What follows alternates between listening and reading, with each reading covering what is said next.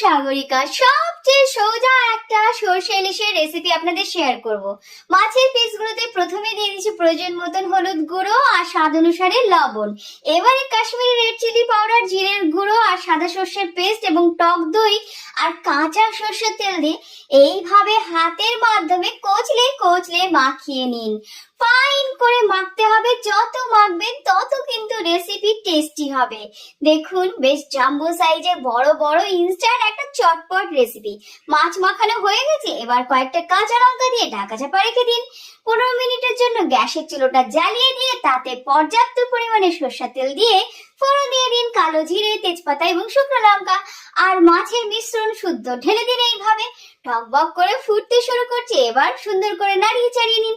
যে পাত্রে ম্যারিনেট করে রেখেছিলেন সেই পাত্রে জল ঢেলে দিয়ে ভালো করে ফুটিয়ে সুন্দর করে মাছ সেদ্ধ হয়ে গেলে কাঁচা লঙ্কা দিয়ে পরে